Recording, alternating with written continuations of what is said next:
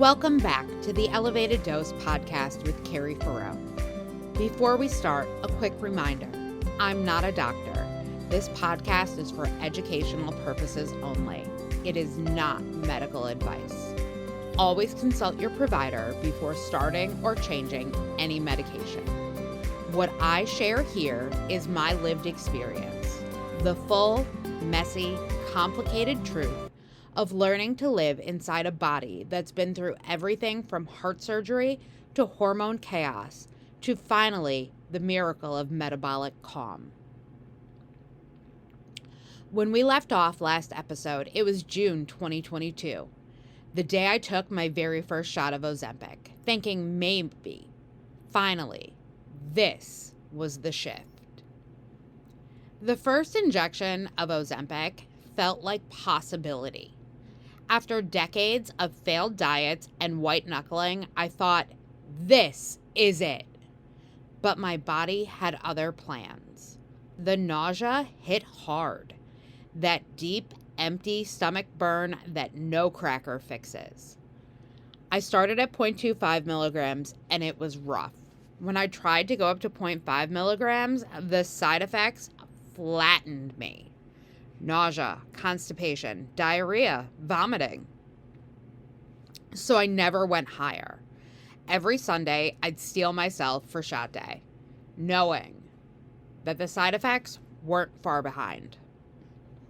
For a full year, I lived in the space between too little medication to work and too much medication to tolerate.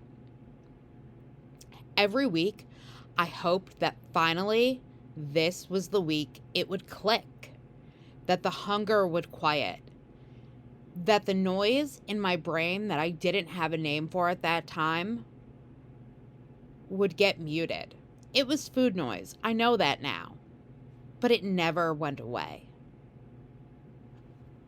The numbers refused to move.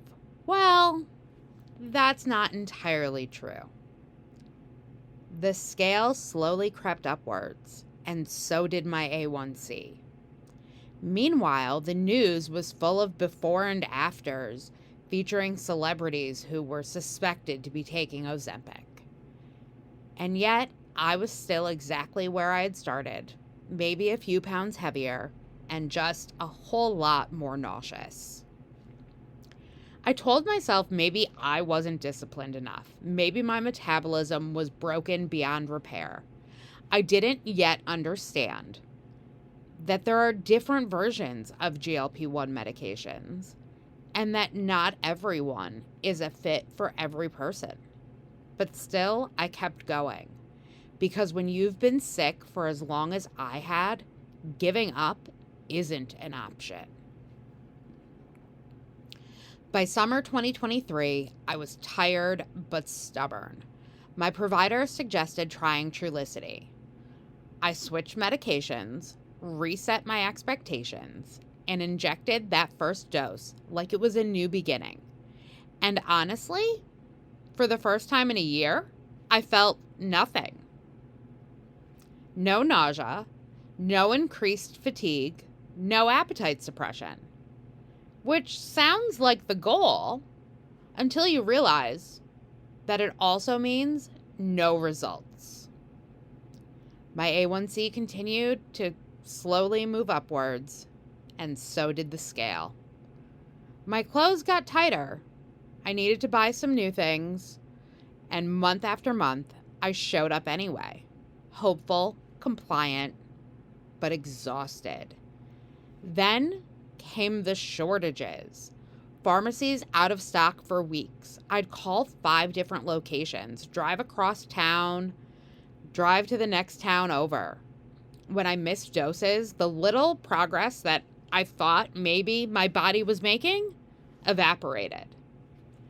That year taught me how cruel the waiting can be. Doing everything right, watching nothing change, and still believing maybe the next dose will fix it. By early 2024, I was emotionally wrecked. I was almost 2 years in. I was on my second GLP-1, and still there had been no breakthrough. and that tiny voice started whispering, maybe this just isn't meant for you. Before I tell you what happened next, a quick thank you to Fridays, a telehealth company that actually listens. Fridays makes it possible to access compounded GLP-1s affordably and without the judgment or dismissal you've grown used to. If you're ready for providers who treat you like a human being, visit joinfridays.com and use code Carrie. Now, back to the story. April 2024, Trulicity was next to impossible to find. And I was scrolling TikTok one morning,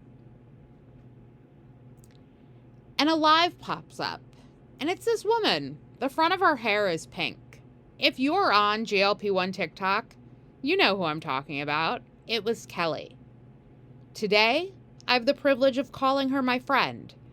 But then, she was just a sassy woman ripping apart trolls who came into her comment section and educating people on the truths about GLP-1 medication. The difference between a single agonist and a dual agonist, semaglutide and tirzepatide.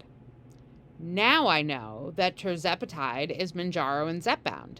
Semaglutide is Ozempic, Wegovy, and Rybelsus. Then, even though I'd been on the medication for 2 years, it all sounded foreign. I hung out in that live, listening and learning. I found out quickly that tirzepatide oftentimes has better success and less side effects. I started to do some research. I found out that tirzepatide was Mounjaro, and I thought, my doctor just mentioned trying Mounjaro. So I messaged my provider back and said, yeah, let's try Mounjaro. And then the prior authorization game began. You would think, as someone with type 2 diabetes and who had failed 2 GLP-1s already, plus a host of other diabetic medication, it would have been simple, but it wasn't. It took about 2 months. And during that time, I kept watching those TikTok lives. I fully embraced the GLP-1 community on TikTok, and I soaked up every bit of information I could gather. I knew I needed to increase my protein. I knew I needed to hydrate like it was my job. Before I ever took my first dose of Mounjaro, I started making a plan for what I would do once I got the medication. Because at that point, the Trulicity shortage was so bad that we weren't even trying to get it refilled. We were just waiting for the prior authorization to come through to start Mounjaro. June 2024, the month everything changed. Within the first week of starting Mounjaro, I noticed it. Silence. The constant background noise around food was gone. I had been dialed into the GLP-1 community far enough at that point to know that that was food noise.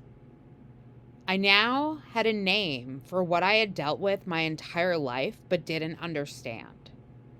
It wasn't all my fault. Maybe none of it was my fault. For the first time in my adult life, my body felt steady. Meals became intentional instead of impulsive. My blood sugar lowered, my cravings quieted, my brain relaxed. By the end of month 1, my blood sugar had improved and the scale had moved. By month 3, it was undeniable. I was dropping pounds, I was getting back energy that I thought I had lost forever, and my blood sugar just kept coming down, day after day, month after month. At 6 months, my A1C was in pre-diabetes range. My blood pressure, liver enzymes, and triglycerides were all normal. At month 10, I hit my goal weight. By month 14, I was down 90 pounds. And for the first time, I believed my body wasn't broken. But just as I had started to feel invincible, life handed me another lesson. With my health improving, I had requested to see a lipid specialist. She's a nurse practitioner and she is amazing. During my first visit in August of 2024, she ordered full abdominal ultrasounds. She wanted to check and see what else might be going on. Well, a week later, she called. There was something else. Your ultrasound shows MASH, metabolic associated steatohepatitis. What's that? I asked. Well, it's what we used to call non-alcoholic fatty liver disease. Great. My diabetes was finally under control. I was down over 30 pounds. But my liver was carrying the scars of decades of insulin resistance, high cholesterol, and obesity. It wasn't a setback, though. It was a wake-up call. I knew that it was time to double down. I focused on protein, started tracking inflammation markers, upped my water intake, and over the next 6 months, my labs improved. That diagnosis reminded me, healing isn't instant and it's not linear. You can't outlose metabolic history in a year. In April of 2025, I transitioned into maintenance. And if you know, you know. Maintenance is its own full-time job. The goal stops being lose weight. The goal becomes stay where you're at. I'm learning to eat at maintenance calories, to lift heavy, to build muscle without the fear of the scale creeping up. I've learned that health is not just the absence of disease, it's presence. Presence in your body, your choices, and your life. And that's why I started the Elevated Dose podcast, because we talk so much about getting here and almost never about what happens once we're here and we need to stay. Just when I thought the chapter was closed and we were ready to move in to maintenance full steam, another chapter opened. Even with perfect labs and steady routines, something still felt off. Fatigue that was bone deep, aches that were unpredictable. I'd have strong weeks followed by days where walking from my desk to the couch felt like I was climbing a mountain. My blood work looked pristine. I had tests. They didn't show anything. The rheumatologist was baffled. And the uncertainty that you look fine on paper can break you faster than the pain itself. After years of chasing answers and being told I just needed to lose weight, in September of 2025, the rheumatologist gave me the diagnosis that I had been expecting, but dreading. Fibromyalgia. Hearing that diagnosis out loud hit like a ton of bricks. After everything I'd overcome, part of me wanted to scream. Not another thing. But another part of me exhaled. Because at least now, I knew I wasn't crazy. There was a name for the chaos. As much as GLP-1s had transformed my metabolic life, they didn't erase everything else. The fibromyalgia is forcing a new kind of acceptance. Learning that I can be both healed and hurting. Now I'm redefining balance. It's pacing, planning work and workouts around flares, scheduling rest as seriously as I schedule deadlines. It's strength training one day and stretching the next, and on the third, doing nothing. It's knowing that doing enough looks different every day, and that's okay. Because the real shift isn't just metabolic, it's mental. It's moving from control to cooperation with your body, from punishing yourself to being a partner, from surviving to sustaining. When I look back, each phase had a purpose. Ozempic taught me patience, the kind that comes from staying when it's hard. Trulicity taught me persistence, the grace to keep trying when nothing's working. Manjaro gave me proof that healing was possible.